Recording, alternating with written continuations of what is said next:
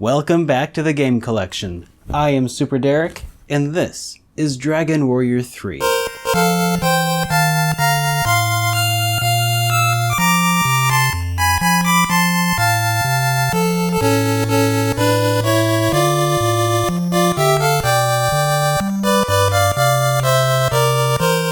Following another successful release in the Dragon Quest series, NX commissioned yet another entry from Chunsoft, who was happy to oblige. 1 year following the release of Dragon Quest II, the third entry was unleashed upon Japan in 1989. By this point, Dragon Quest had solidified itself as a cultural phenomenon thanks in no small part to a close relationship with Shonen Jump, in which they regularly released chapters of the Dragon Quest manga. The leap in technical prowess from Dragon Quest 1 to 2 was astounding, despite a few gripes I had with the execution, and left me hungry for whatever they'd cook up next, and I'm happy to report that I was not disappointed. In Dragon Quest III, you play as either the son or daughter of Ortega, a hero who fell into a volcano while fighting a powerful dragon. Since that time, a powerful archfiend named Baramus had risen to power. Our hero has petitioned the king to fight Baramus and put an end to his reign of terror, and the game picks up just as the king grants your petition. With a sword in hand and a bit of gold, your hero sets off on their quest.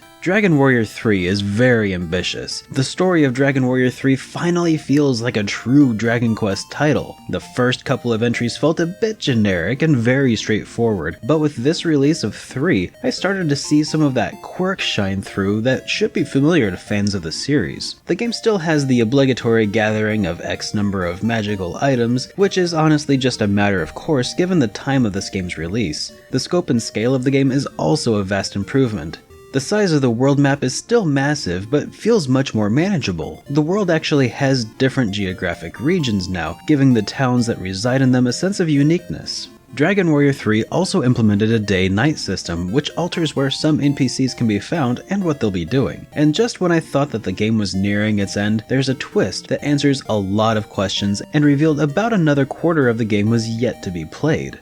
Unlike the previous entry, where you gradually meet and add characters to your party, you begin the game with the option to stroll into a tavern and add up to 3 additional characters of your choosing or creation who will aid you in your quest. The party system in the game feels much more robust this time around. Characters you add to your party can either be male or female, and up to 1 of 6 classes. Later in the game, you're also given an opportunity to change classes while keeping your previously learned spells, but at the cost of your current level.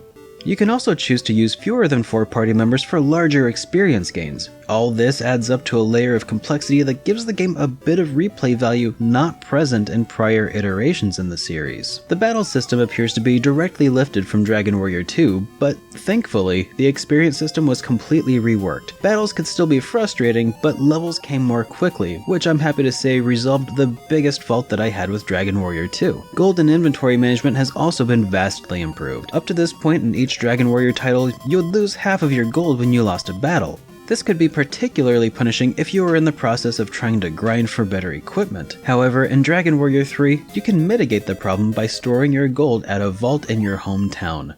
Same with any key items you no longer wish to take up valuable slots in your limited inventory. There is only 1 vault in the game, which would have made this innovation practically useless if it weren't for another revamp. The return spell has been overhauled to allow you to warp back to any town you've previously visited. This was also a major reason that I think the world map was much more manageable despite its sprawling size.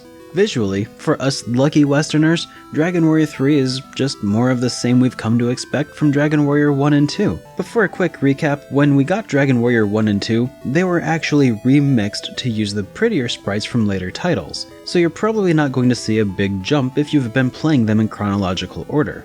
What you might notice though is more variety owing to the greater diversity of the world map. Enemy designs continue to be impressive and nostalgia-inducing for players of other entries in the series. I also have to say that I am extremely impressed by the shift from daytime to nighttime and back again. I wasn't expecting anything like this on the NES.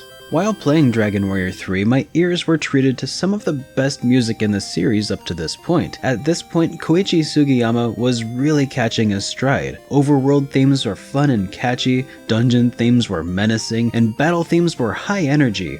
Each song is quite memorable, and only a few were starting to grate on my nerves by the end of the game, and I'd call that a pass. Unfortunately, Dragon Warrior 3 didn't sell well in the United States despite the fact that it was an immensely improved game over both its predecessors. With that in mind, its current $50 price tag is kinda forgivable. You won't likely find a copy in the wild these days, so forking over some cash may be necessary if you want that original NES experience.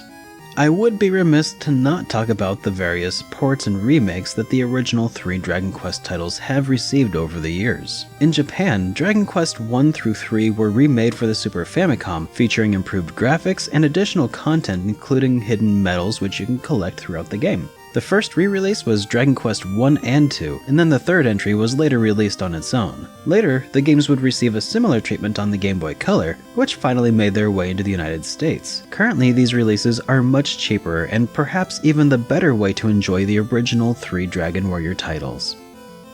While the first 3 entries were the only ones to receive ports to first the Super Famicom and then the Game Boy Color, there was one more release we got on the NES. And with each successful release of the Dragon Warrior series, we've been seeing huge leaps and bounds forward, so I can only imagine what Enix has in store for me next. So join me as I wrap up the Dragon Warrior series review next time on the Game Collection. Ever want to know why I feel the way I do? Check out my playthrough by following the annotation in the lower right. If you'd like to support the show, consider becoming a patron for access to cut and behind-the-scenes content, status updates, and video commentaries just like these awesome people.